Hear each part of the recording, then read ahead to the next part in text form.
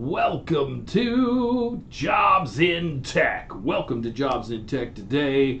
What are we talking about, Brad, in the tech world and jobs? I mean, because we are Jobs in Tech, I think today is a very relevant show, don't you think?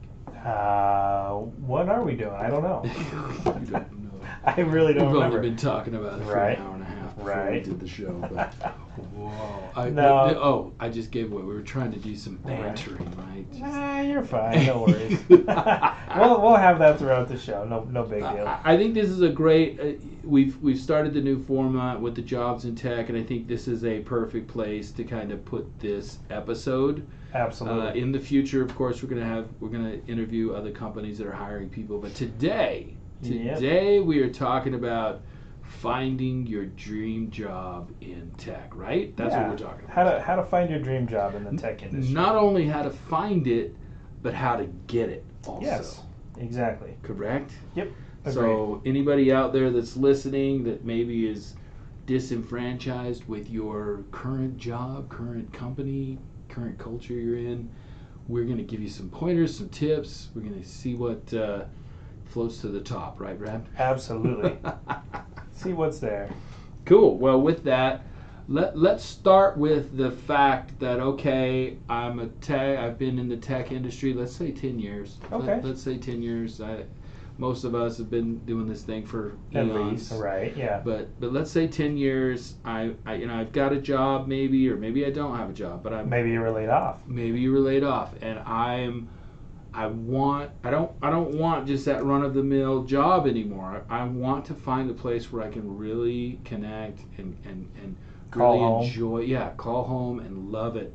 How do I find the dream job? What do I got to do first to kind of find that right place? Because there's jobs out there, and you can scroll through, all Right. of the different platforms out there and put in for jobs, and that's what so many people do. They just spit in forms and hope for a job. Right. Anything, I'll take anything, instead of being proactive. And let's try and find that dream job. Yeah. I mean, it's funny because I've seen so many times on LinkedIn about people saying I've been searching and searching and I've applied to over 100 or 200 jobs, and I feel bad for them. I really do, because nobody wants to go through that. Nobody wants to feel that demoralized from being rejected 200 times. So to me, the best thing you can do is you need to identify what your dream company is. Who do you want to work for, and why do you want to work for them? When you first figure that out, that's the first step. Should that be a specific business, or kind of a Absolutely. culture that you're looking for? No, you want a specific business, and that company is going to align with your morals and your values and what you believe in. And how would you know that? You figure it out. You need to figure out what's in it for you. So let's take, I don't know, the first thing that comes to my mind is the Honest Company from Jessica Alba's company, where all of their products are just like, they're good, they're wholesome, that's what they try to promote, and that's the culture and the value of that company. Now, if that's what aligns with you, that's what you need to go after. You need to find companies like that. Or if you're looking for a company that's really on tech edge, Exactly. They want to live on the edge of tech, or maybe they're a crazy startup and you've heard about them in some magazine, or what have you. Is there a formula? Is there a way that somebody could look for that? Because just hearing about it, I could say, yeah, I want to go work for Google. That would be great. But what Right. does it even mean? You don't even know. You hear stories or whatever. How would you find out about a company to know if that really is your dream company? My best advice is you get that genie out of the bottle and you start rubbing it and you ask for one wish. Oh, you've heard it here, people. We have got the Right. answer finally. Now, We just have to know where. If you could tell us where the genie is, Right. then that would be very valuable. I think I can. Oh. Believe it or not. I don't know. I could be wrong. That's your local friendly recruiter. Not just any recruiter, but one who understands what exactly you're looking for, what exactly you're passionate about, and one that helps you understand what it is you're really looking for in a new career or your dream job. Okay, and just to keep this so people understand this is not a sales pitch. No, not at all. This is the truth. If you really want to step ahead a little bit, or at least look into and see what really is out there, the recruiters are out there looking for companies, and they have to understand the culture and have to really get in the nitty gritty with the hiring managers. Exactly. And kind of understand and focus that, right? You're a recruiter. I'm not. I'm just in the tech industry, in the tech world. So this is here for you. We're being open that, hey, this is an end that so many people don't understand is a very, very powerful tool. Absolutely. For you. And as an employee, you're not paying for the recruiter. No, absolutely not. Companies pay for recruiters because they have a need, they have value in getting them the right people. Exactly. So with that said, I think my other question was going to be, how do we get above the 400 resumes that are in the pile? And I think that's kind of an extension of that. Absolutely. Of that. Well, and it's a recruiter's job to actually go out and find companies and learn about them and know what exactly they're about. A recruiter is not going to just, let me rephrase that. A very good recruiter is going to understand the company culture. It's going to understand the benefits of working there and why it's such a good company to work for. Because that's going to make their job to help you even more easier if they understand and they know. Now, there are recruiters out there who are just trying to put butts in seats, so to speak. If you can feel that from that recruiter, don't work with them, because they're just trying to make the quick dollar. They're not in it for the long run.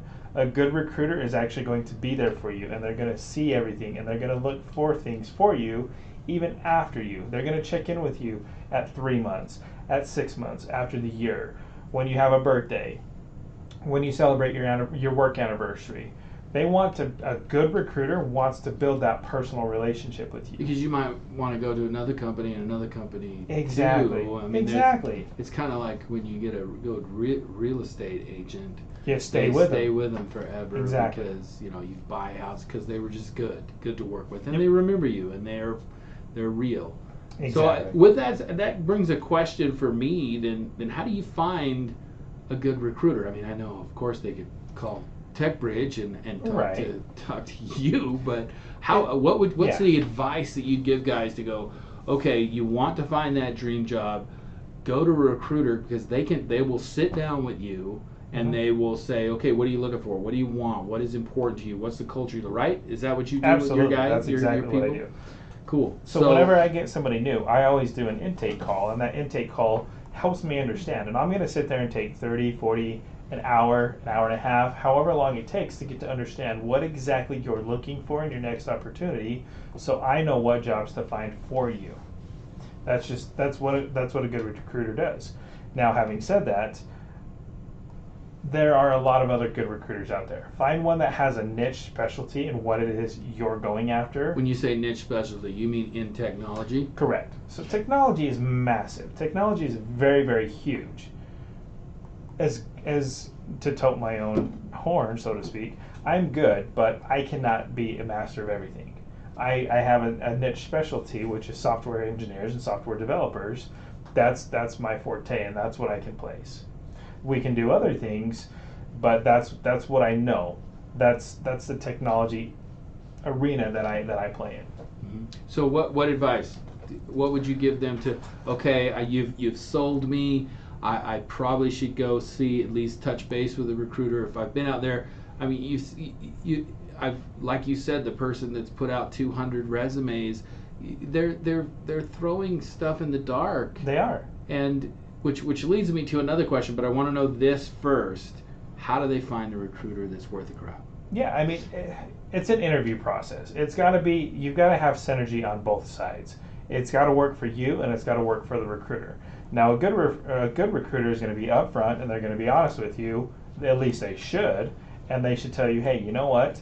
I'm sorry, this is maybe not my specialty. I know so-and-so that does this. Here you go. Here's their contact information. So they're not just trying to churn you out. Correct. They're giving you real information. Exactly. And honest feedback. You know what? Maybe you just don't have the experience. You're looking for this dream job, but unfortunately, you're going to need to work a little longer to Exactly. get the experience that these companies that you're wanting are looking Yeah, for. exactly. And that's exactly it. Like, I would much rather be completely honest with somebody and upfront so they can understand and make a roadmap for themselves of where they need to be versus just saying, "Oh yeah, great, we'll call you when let me try to submit you to this position and you're not qualified." That does you no good, that does the recruiter no good, and that does the company no good. Yeah.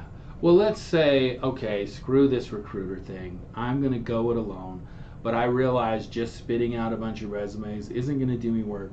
But I bet if I could track down the hiring manager and, wiggle my way in there and kind of Yeah. see if I can get myself above. Hey, I saw you guys were hiring, Right. or whatever. What would you say to somebody who says, I'm just going to go find the hiring manager, kind of do some sneaky spy stuff and try Yeah. and figure out who it is that I need to talk to and get in that way? So- Does that not sound like a great idea? Yes and no. Now, the hiring manager generally is not going to be listed, so you're going to have to do some spy work on that and figuring out who it is. However, they're generally already getting hit up by a ton of recruiters because that's a recruiter's job. A full desk recruiter is to go out and find new business and new companies and stay ahead of the curve when it comes to their hiring needs. And they understand that a recruiter is doing that. But Correct. when a person looking for the job does it, what does that say to them? So, well, they may not even see your message because they get hit up from recruiters so much. They just may say, "Oh, well, this person's just they want something from me. That's all they're looking for. They just want it." That's not the approach you should take. The approach you should take is start to understand and have an online presence and understand the team that you would be a part of and get to understand and network with those people. Connect with them on LinkedIn. Like their posts. Comment on their post and show yourself out there as being a thought, I don't want to say a thought leader, but putting your 2 cents into the conversation and asking thoughtful questions. That's going to get you more noticed, and then you can start a dialogue with the people there. But are they going to know that you're looking to be hired? That's where you start that conversation. Mm-hmm. Have that real conversation. Don't ask for anything. You don't want to go into this saying, This sounds like a really great company to work for. Are you guys hiring? Would that be an acceptable? well, it depends on the post. I mean, if somebody's talking about a certain This sounds technology, so cool. You would just no, I mean, it's Just got to be say- a methodical, thought out, answer, response to their question. So let's say just somebody, like anything in this day and age, being Right. real wins out. absolutely, 100%. Yeah. So if they're talking about a specific problem they're having, and you happen to know the answer, write a reply about that, or write a comment saying, "Hey, you know what? I've had that issue too. This is what I've done," and detail it out. That's going to start a dialogue with you and that person, and then you can start to ask general questions. And if that resume comes there, or if you get to do an interview process, and they're like, "Oh, you're that guy. You've been following us," or People is that how that- people get jobs from people they know. Mhm. That's just the way it is. Mhm. So if you can build your network on LinkedIn and your social profiles that say, "I know 3 of the people on this team, and I've actually had conversations with them, not related to the job," I'm pretty sure that if I asked one of them would go to bat for me and say, "Oh yeah, I know Bobby. He's fantastic. He would be a great addition to our team." Yeah, we've had some really good conversations. Exactly. Back and forth on LinkedIn or whatever. Exactly. Yeah. And that's how you start the dialogue, and that's how you go into it without asking for something. Just being able to have a conversation and share common experiences is going to win out in the end. So, in the past, and all the time, we have spit resumes out everywhere we possibly could think of. I think we all agree that is practically a waste of time, or what do you think? Yeah, I mean, I know to when me- I get a resume that's obviously like a form thing and they don't even know what the hell they're putting in Right. for, that pisses me off. I would that goes right in the trash. Agreed. And having said that, I'm going to divert a little bit, but let's talk about your resume. When you're submitting a resume, yes, you obviously want to hit on the keywords, but your resume should not be 15 pages long. No. Nobody cares what you did back in 2003. It's not about that. It's about showcasing what you've done at your positions and what successes you have had. Your resume should be at most a page and a half, but if you can get it down to a page, Yeah. that's even better. Because you just want it to be a teaser. You just want to be able to say, oh, okay, well, this person could potentially be a good fit.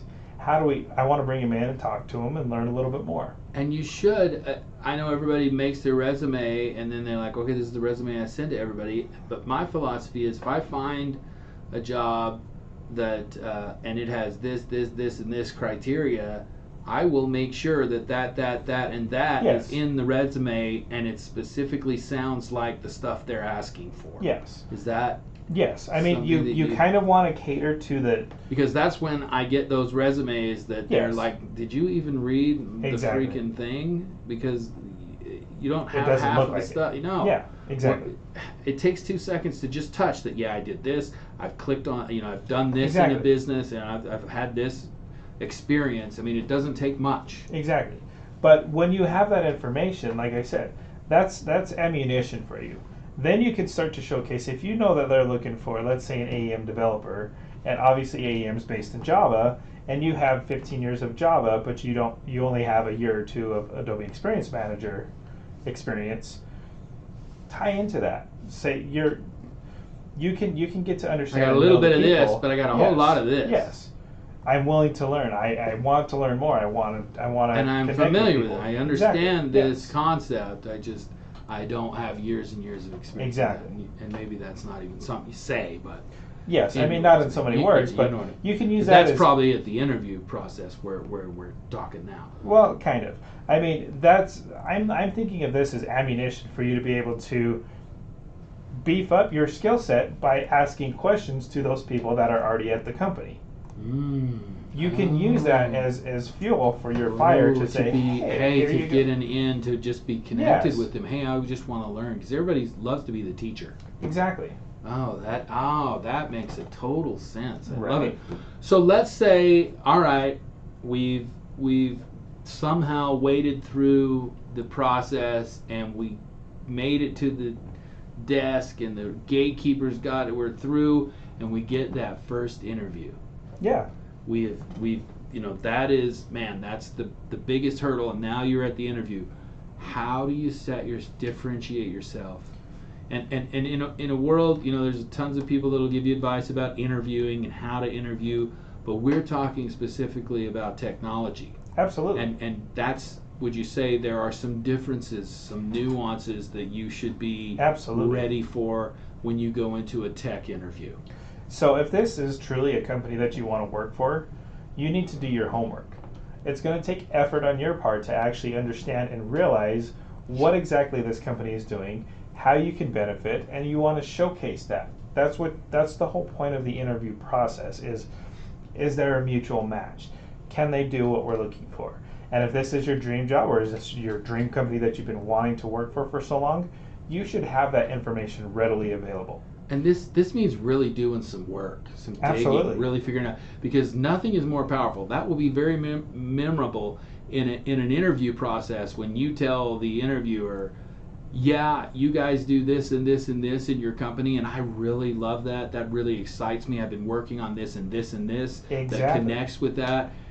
And that interviewer immediately goes, oh wow, this person Exactly. is really actually intent on being here. Man, Yes. that is so powerful. And that's the joy. I mean, And nobody does it. yes. The common theme here that I want to keep on tying into is you'll like for a tech job, the one thing you want to do is understand their tech stack. And the best way you can do that is by getting to understand the people that work there and befriending them on LinkedIn and having real conversations, and it just naturally comes up. If you listen and you ask the right questions, those things will come available, so that way when you do interview, you already have that at your disposal. You know that, oh hey, they're a big Java shop. I haven't done Java in 2 years, but maybe I need to beef up and understand that these are the new things within Java. And keep in mind, this isn't some salesy thing you connect on LinkedIn. So many people connecting on LinkedIn. Correct. Pretty much 99% of connecting on LinkedIn, it feels like to me, is some sales Agreed. thing. And Hey, that's where I noticed you, and we could probably be together, and right. and then you connect to them. They're like, hey, I've got this cool thing that you should buy from me. It's like, Exactly. jeez. But Being keeping real. it real and saying, you know what, I love the company that you work for, and I just want to learn from you or understand, because I'm really wanting to get better at this. Yeah, I mean, and just being really Yeah. open and honest with employees. there's nothing wrong with going to somebody and asking, hey, what's it like working at so and Dude, so? I just I've heard cool things, but I Yeah. really want to kind of know from somebody, is the culture here really as cool What as people what say they say it it is? is? Yes. Dude, this is gold. Anybody that's listening right now, this is how you get your dream job, 100%. Genuine, real conversations and connecting with people. That's it at the end of the day. Yeah. And I know from the tech perspective, I know sometimes it's hard, or I know most tech people have the stigma of being very introverted. This is going to take some work on your part to actually go out and do some networking. Don't be afraid to go to a meetup event. Don't be afraid to go to some on in-person event that is tailored to what you want to go to. Yeah, I remember us going to that one networking event with that tech company.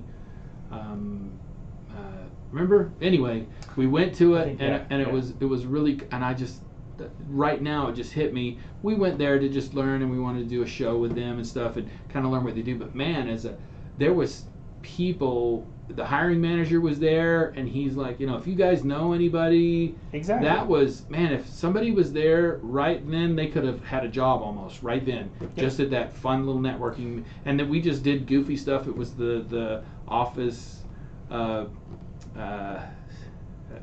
office. Oh, yeah. You know what I'm talking about now, where we Yep. pretended to be office characters from the show, The Yeah, Office. I don't want to say the name of the game we played. Yeah. I don't know. That's Anyway, you know what I'm talking about. But anyway, I mean, that would have been such a powerful opportunity. If somebody was looking for a job, man, what a great way to get into that. Because the hiring manager right there, he was talking to us, telling us how he's looking for great people. We're growing like crazy, and we need good people. But man, if a good person was right there at that, and that was open to the public, this networking meeting, they gave us a big walkthrough for the company, and it was it was at 100 million or whatever it was doing. And anyway, I just think that is such a powerful opportunity.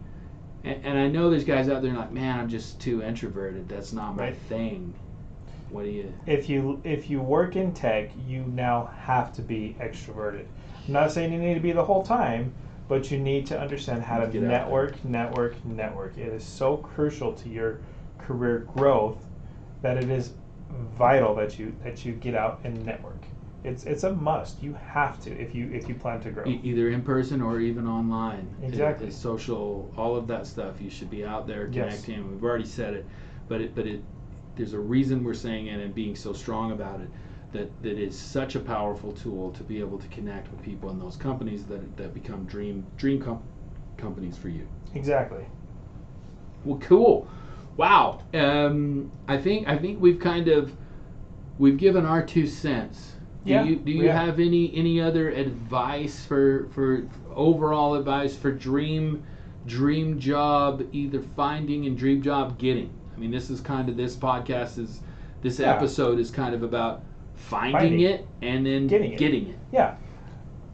The last thing that I'll leave you with is don't have just one dream company. Have at least 4 or 5, because you never know what's going to happen. And always continue to have 4 or 5, because you never know what's going to happen. The markets can change. Tech may